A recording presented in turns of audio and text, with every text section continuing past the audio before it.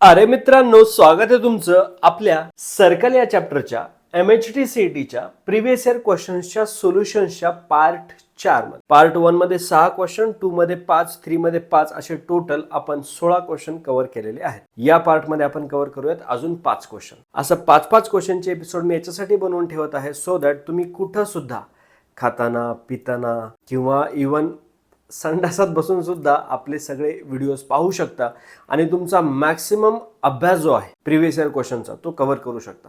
एक्झाममध्ये चांगला स्कोअर करा आणि 100% रिझल्ट लागल्यानंतर मला सांगा की सर तुमचा थोडा तरी फायदा झालाच. त्या दिवशी मला वाटेल की मी एवढी जी मेहनत करतोय, रात्रभर जागी राहून रेकॉर्ड करतोय, त्या गोष्टीचं काहीतरी चीज झालं. आता बाकीच्या गप्पा आपण व्हिडिओ संपल्यानंतर बघूयात. सध्या बघूया 2021च्या एक्झाम मध्ये आलेला क्वेश्चन सर्कल या चॅप्टरवरचा. काय म्हणतोय आपल्याला? The equation of circle whose centre lies on the line x-4y is equal to 1 and which passes through the points 3,7 and 5,5 is.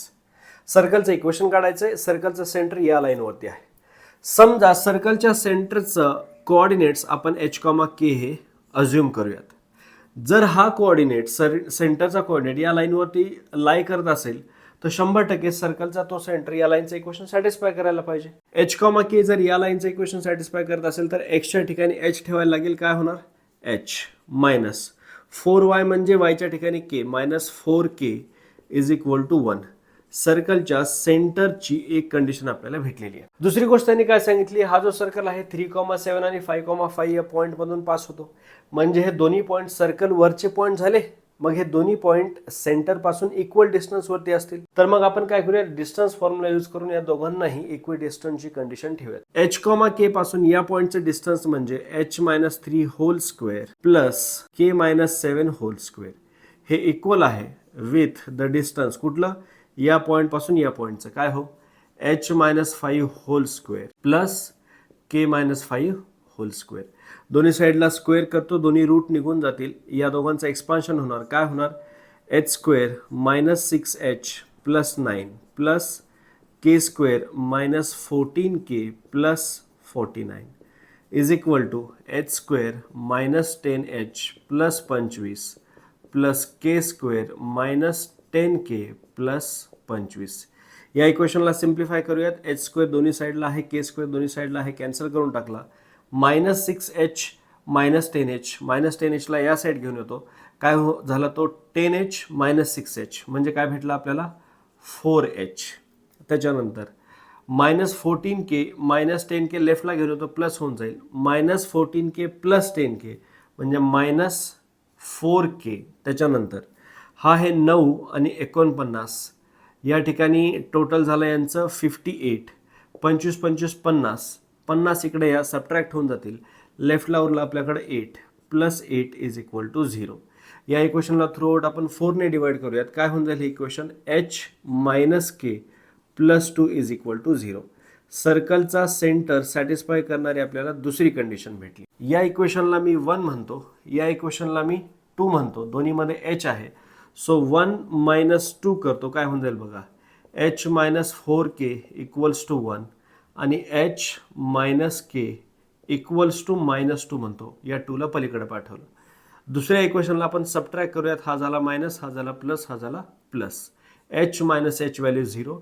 Minus 4k plus k value झाली minus 3k is equal to 1 plus 2 value झाली 3. 3 cancel. Minus k equal to 1 आला. Therefore k ची value equals to minus 1. k ची value minus 1 आपण ह्याच्यामध्ये ठेवून देऊयात. Minus of minus 1 काय झाला? प्लस 1. h प्लस 1 प्लस 2 म्हणजे h प्लस 3 इक्वल टू 0 असेल. प्लस 3 पलीकडे गेला तर काय होणार? मायनस 3. देअरफॉर h ची व्हॅल्यू मायनस 3. h, k आपल्याला काय भेटलेले आहेत? दोन्ही भेटलेले आहेत. म्हणजे सर्कलचा सेंटर मायनस 3, मायनस 1 या पॉईंटला आहे. आता 5,5 किंवा 3,7 हे दोन्ही पॉईंट सर्कलवरचे आहेत. म्हणजे या सेंटर पासून या पॉईंटचं जर डिस्टन्स घेतलं तर आपल्याला सर्कलची रेडियस सुद्धा मिळून जाईल. Therefore radius is equal to, मी काय करतो, नवीन काहीतरी या ठिकाणी लिहिण्यापेक्षा सरळ सरळ दोघांची व्हॅल्यू याच्यामध्ये ठेवून देतो. h ची व्हॅल्यू मायनस 3 मायनस 5 मायनस 8 चा स्क्वेअर 64 अंडर रूट 64 प्लस के ची व्हॅल्यू -1 आहे, -1 -5 -6 -6चा स्क्वेअर हा झाला 36. आपल्याला माहिती आहे 64 आणि 36 इक्वल टू 100 होतात. रूटमध्ये 100 म्हणजे रूटच्या बाहेर 10. सो सर्कलचा सेंटर h, k -3, -1, सर्कलची रेडियस 10. सो दोघांचा यूज करून आपण सेंटर रेडियस फॉर्ममध्ये सर्कलचं इक्वेशन काढून घेऊयात. काय होऊन जाईल? x - h whole square plus y - k whole square is equal to r square. हेच इक्वेशन काय होणार? x -3 म्हणजे +3 होल स्क्वेअर प्लस y -1 म्हणजे +1 whole square is equal to r square म्हणजे 10चा स्क्वेअर झाला 100. याला जर आपण एक्सपांड केलं तर इक्वेशन होणार x square plus 6x plus 9 plus y square plus 2y plus 1 is equal to 100. X square अगोदर लिहितो, वाय स्क्वेअर नंतर लिहितो, प्लस लिहितो 6x प्लस लिहितो 2y प्लस 9 आणि 1 10. 100 मधून सबट्रॅक्ट झाले, 100 लेफ्टला आला, -90 इज इक्वल टू 0.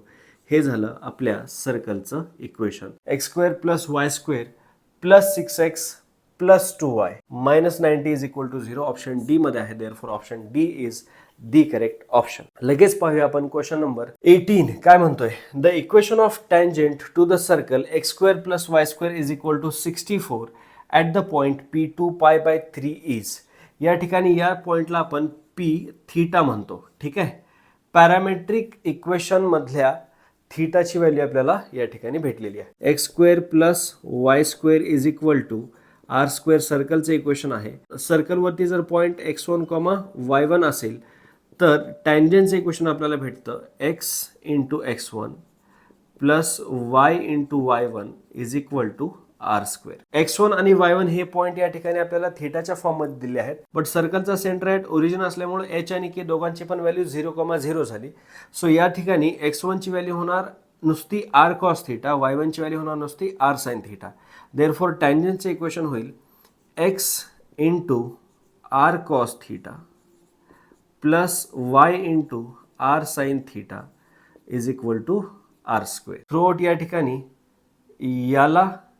याला कॅन्सल करतो, आर स्क्वेअरला कॅन्सल करतो. थ्रूआउट आपण आरने डिवाइड केलं. एक्स इज इंटू कॉस थीटाची व्हॅल्यू किती आहे 2 π/3 प्लस वाय इंटू साइन थीटाची व्हॅल्यू किती आहे 2 π/3 इज इक्वल टू आर म्हणजे 8. आर स्क्वेअर 64, आरची व्हॅल्यू 8. कॉस 2 π/3 ची व्हॅल्यू आपल्याला काढायची एक्स इंटू कॉस ऑफ, याला मी पाय मायनस π/3 म्हणू.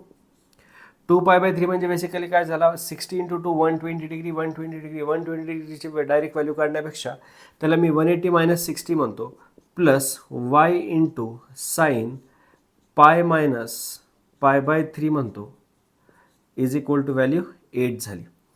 कॉस पाय मायनस π/3 जर आपण अलाइड अँगल फॉर्म्युला यूज केला तर इवन मल्टिपल ऑफ π/2, त्याच्यामुळे बाहेरचा रेशो ॲज इट इज राहणार आणि काय होणार हा cos π/3.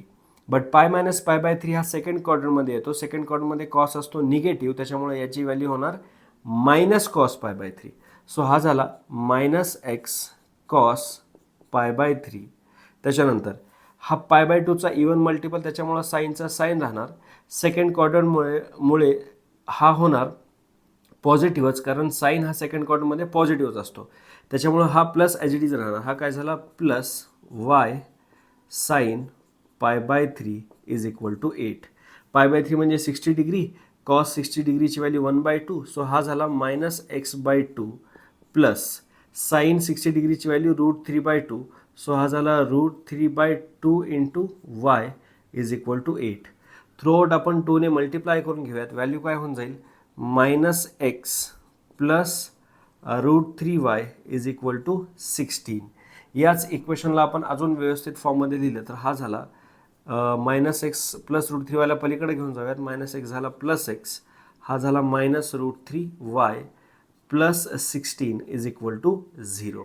X minus √3y plus 16 is equal to 0. आता या ज्या दोन टँजंट दिलेल्या आहेत त्या दोन टँजंटचं इक्वेशन जर मी सिम्प्लिफाय करून घेतलं, या ठिकाणी इक्वेशन होणार 3x minus 4y plus 4 is equal to 0.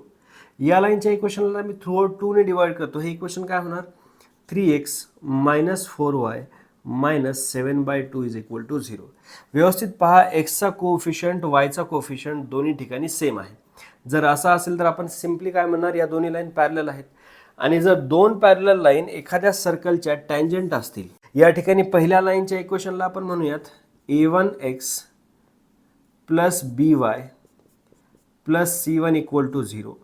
दुसऱ्या लाईनच्या इक्वेशनला मी म्हणतो ax plus by plus c2 is equal to 0. ax by का म्हटलं, कारण दोघांचा पण x चा कोफिशियंट y चा कोफिशियंट सेम आहे. c1 c2 हे दोन्ही कॉन्स्टंट वेगळे आहेत म्हणून त्यांना आपण c1 आणि c2 हे नाव दिलं.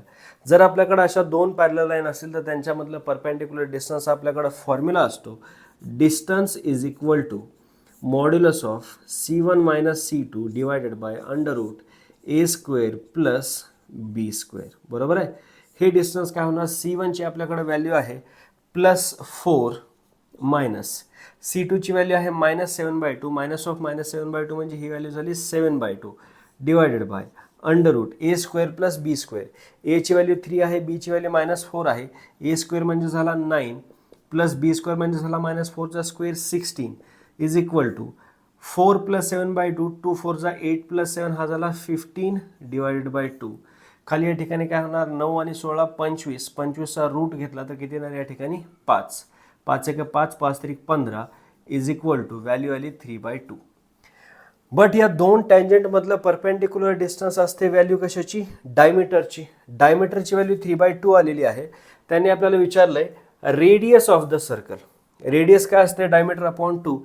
देअरफॉर रेडियस इक्वल टू हा तुमचा diameter divided by 2 equal to 3/4 unit. ही झाली लेंथ ऑफ रेडियस. 3/4 युनिट आपल्याकडे ऑप्शन बी मध्ये आहे. Therefore option B is the correct option. पुढचा क्वेश्चन आपल्याला म्हणतोय the length of the common chord of the two circles x² plus y² minus 4y equal to 0 and x² plus y² minus 8x minus 4y plus 11 is equal to 0 is. आता common chord कोणाची असते हो, त्या दोन सर्कल्सची जे दोन circles एकमेकांना काय करतात, इंटरसेक्ट करतात इन टू डिफरंट पॉईंट्स. मग कॉमन कॉर्डची लेंथ काढण्यासाठी आपल्याला हे दोन पॉईंट माहीत असणं गरजेचं आहे. जर ते दोन पॉईंट आपल्याला माहीत असतील तर डिस्टन्स फॉर्म्युला यूज करून आपण ह्या कॉमन कॉर्डची लेंथ काढू शकतो. मग काय करूयात आपण, जर या दोन इक्वेशन्सला सॉल्व्ह केलं तर आपल्याला या दोन सर्कल्सचे हे पॉईंट ऑफ कॉन्टॅक्ट मिळतील, पॉईंट ऑफ इंटरसेक्शन मिळतील. मग आपण त्याच्यावरून डिस्टन्स फॉर्म्युला यूज करून यांचं इक्वेशन काढू शकतो. आता बघा, जर दोन इक्वेशन्सला मला सॉल्व्ह करायचं असेल तर अगोदर मी या दोन इक्वेशन्सला लिहून घेतो. x² plus y² minus 4y equal to 0. दुसरं इक्वेशन आहे x² plus y² minus 8x minus 4y plus 11 is equal to 0. x² plus y² minus 4y is equal to 0 हे या इक्वेशनची व्हॅल्यू आहे.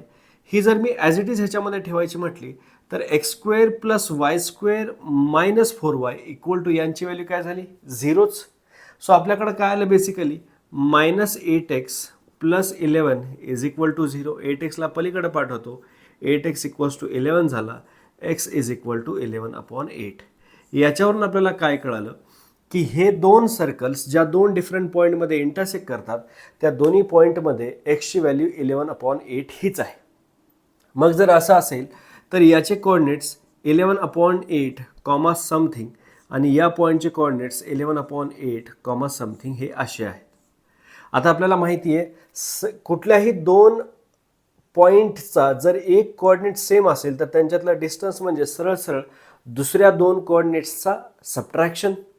आता दुसऱ्या कोऑर्डिनेट्स आपल्याला कसं मिळणार, हे जे दोन्ही कोऑर्डिनेट आहेत पॉईंट ऑफ इंटरसेक्शन आहेत त्या दोन्हीमध्ये एक्स कोऑर्डिनेटची व्हॅल्यू 11/8 आहे. मग हे सर्कलवरचे पॉईंट असल्यामुळं हा 11/8 एक्स कोऑर्डिनेट याची पण व्हॅल्यू सॅटिस्फाय करेल. मी ठेवून देतो ह्याच्यामध्ये एक्स इक्वल्स टू 11/8. काय भेटेल आपल्याला बघा बरं, एक्सची व्हॅल्यू जर मी 11/8 ठेवली तर एक्स स्क्वेअर काय झाला, हा 11² plus y² minus 4y equal to 0. Throughout 8² multiply करतो, हा काय झाला आपल्याकडं 11² plus y² into 64 minus 4 into 64y is equal to 0. याच्यावरून आपल्याला भेटतं 64y² minus 4 into 64 that is 256y plus 11चा स्क्वेअर 121 इज इक्वल टू 0. वायच्या दोन व्हॅल्यूज काढूयात आपण या क्वाड्रॅटिक इक्वेशनला सोल्व करून. त्या दोन वायच्या व्हॅल्यूज म्हणजे बेसिकली आपले हे दोन वाय कोऑर्डिनेट. क्वाड्रॅटिक इक्वेशन आहे, सरळ सरळ मी काय करतो, फॉर्म्युला मेथड यूज करतो आणि याचे रूट्स काढतो. Therefore y is equal to -b plus or minus √b square minus 4ac divided by 2a. या इक्वेशनला आपण ay square plus by plus c equal to 0 याच्यासोबत कम्पेअर केला तर b ची व्हॅल्यू किती आली -256. सो मी या ठिकाणी काय करतो, मायनस b म्हणजे -256 that is +256 plus or minus √b square. b square म्हणजे 256 चा square minus 4 into ac. a म्हणजे 64 इंटू हा 121, हा झाला 64 इंटू हा झाला 121. ठीक आहे, whole divided by 2a, 2 into 64, 2 into 64 is equal to 256 as it is plus or minus. या ठिकाणी बघा 256चा स्क्वेअर आहे, 64 इंटू 4 हा पण 256 होतो. दोघांमधून मी 256 कॉमन काढतो, बाहेर येऊन रूटचा काय होणार तो 16, बिकॉज 16चा स्क्वेअर आहे, 16चा स्क्वेअर होतो 256. मग या ठिकाणी राहिला 256 मायनस या ठिकाणी राहिला 121. 6 मधून 1 गेला, हा राहिला 5. या ठिकाणी राहिला 5, 5 मधून 2 गेले, या ठिकाणी राहिले 3. या ठिकाणी राहिला 2, 2 मधून 1 गेला 1. या ठिकाणी आपल्याकडे हे येत आहे. Divide by 2 into 64 that is 128. याच्याने आपण यांना डिवाइड करूयात. 256 अपॉन 128 याची व्हॅल्यू झाली 2 प्लस ऑर मायनस 16 एका 16, 16 8 28. सो याची व्हॅल्यू झाली 135 डिवायडेड बाय 8. सो आपल्याकडे हे जे दोन कोऑर्डिनेट मिळालेत वायचे ते काय आहेत, 2 प्लस √135 डिवायडेड बाय 8 हा एक कोऑर्डिनेट मिळाला आहे आणि दुसरा कोऑर्डिनेट आहे 2 मायनस √135 डिवायडेड बाय 8. सो या ठिकाणी जो वाय कोऑर्डिनेट आहे त्याची व्हॅल्यू झाली 2 प्लस √135 डिवायडेड बाय 8. इथला जो वाय कोऑर्डिनेट आहे तो या ठिकाणी 2 मायनस 135 डिवायडेड बाय 8. आता जर मला या दोन पॉईंटचे कोऑर्डिनेट्स मिळालेले आहेत तर दोघांचे एक्स कोऑर्डिनेट सेम आहे, यांच्यातलं डिस्टन्स म्हणजे सरळ सरळ त्या दोघांच्या वाय कोऑर्डिनेटचं subtraction. Length is equal to काय होणार आपल्याकडे बघा, length is equal to 2 plus √135 divided by 8 minus in bracket 2 minus √135 divided by 8. एका कोऑर्डिनेटमधून दुसरा कोऑर्डिनेट मी सबट्रॅक्ट करतोय. 2 मायनस 2 हा तर 0 होऊन गेला, √135 upon 8 minus of minus plus √135 upon 8 हा झाला 2 इंटू √135 डिवायडेड बाय 8. 2 1 जा 2, 2 4 जा 8 √135 डिवायडेड बाय 4 ही झाली या दोन पॉईंटमधल्या डिस्टन्सची व्हॅल्यू म्हणजेच आपल्या कॉमन कॉर्डची length. √135 divide by 4 option D मध्ये आहे, therefore option D is the correct option. याच क्वेश्चनला आपण वेगळ्या मेथडनं पण सॉल्व्ह करू शकतो. कसं सॉल्व्ह करू शकतो, या दोन्ही सर्कलचा आपण सेंटर काढू शकतो. दोन्ही सर्कलचा आपल्याकडे इक्वेशन आहे -g, -f, -g, -fचा फॉर्म्युला यूज करून आपण या दोन्ही सर्कलचं सेंटर काढलं. त्याच्यानंतर आपल्याला रेडियसची व्हॅल्यू माहिती आहे, या ठिकाणी आपण काय करू शकतो, या रेडियसची व्हॅल्यू आपल्याला माहिती आहे. त्याच्यानंतर दोन्ही सेंटरमधला डिस्टन्स काढायचं, त्या डिस्टन्सला हाफ करायचं. या ठिकाणी आपल्याला माहिती आहे कॉमन कॉर्ड असेल तर हा राईट अँगल ट्रायंगल होतो. ही लेंथ आपल्याला मिळाली, ही लेंथ आपल्याकडे आहे ऑलरेडी रेडियसच्या व्हॅल्यूमुळं. पायथागोरस थेरम यूज करून हा हायपोटेनियस स्क्वेअर इक्वल टू, याला मी length square plus breadth square म्हणतो, ब्रेड स्क्वेअर यूज करून आपल्याला ह्याची व्हॅल्यू मिळेल. याला डबल केलं की आपल्याला कॉमन कॉर्डची लेंथ मिळेल.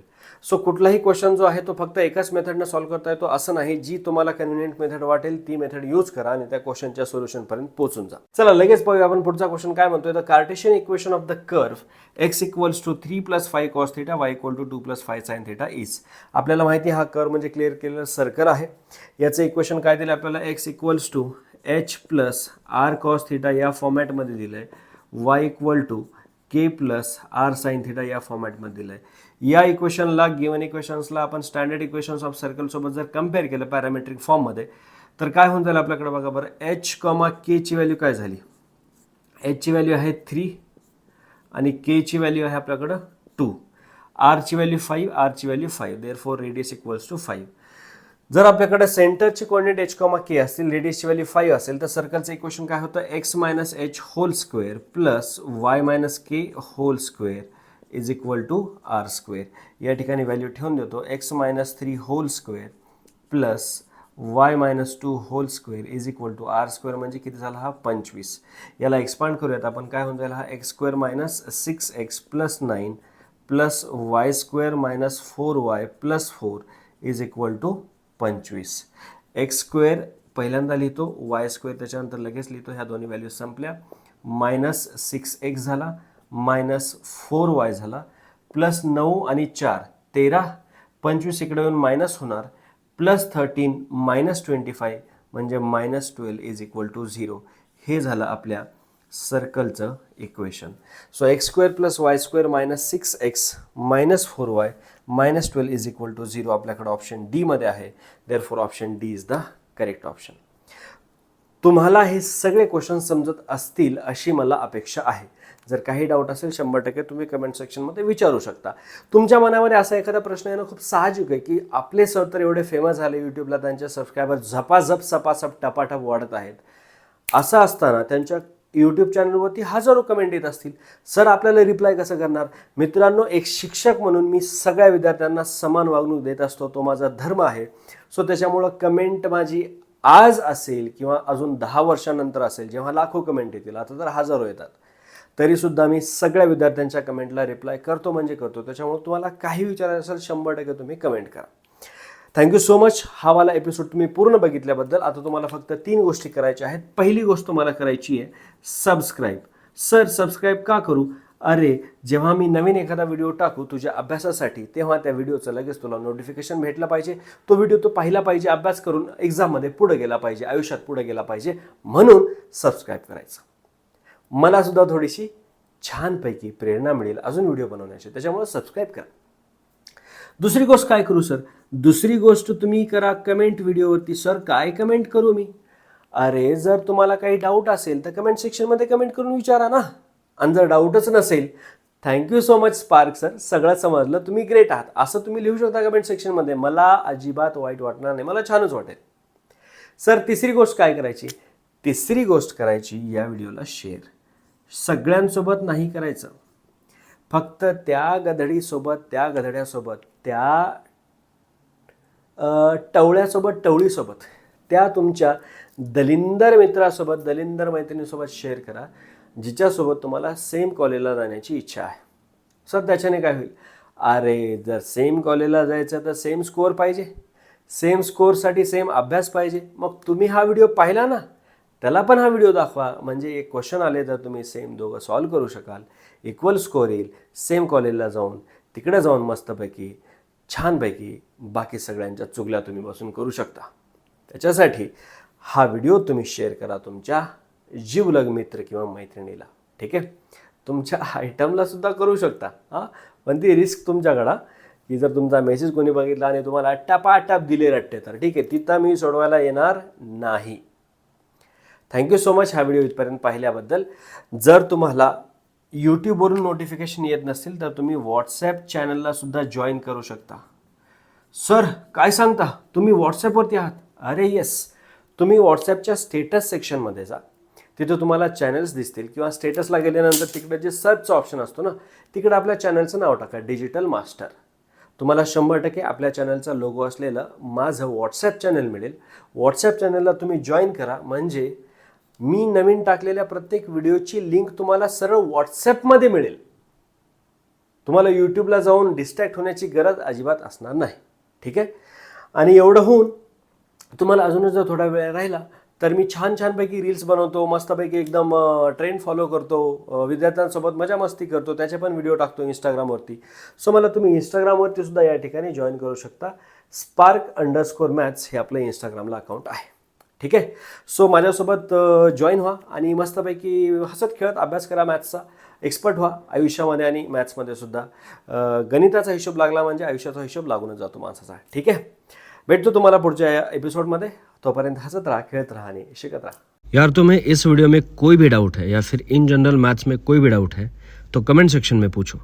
मजाक नहीं कर रहा, अपने चैनल पर हज़ारों कमेंट्स आते हैं, मैं सबको रिप्लाई करता हूँ, तुम्हें भी करूँगा।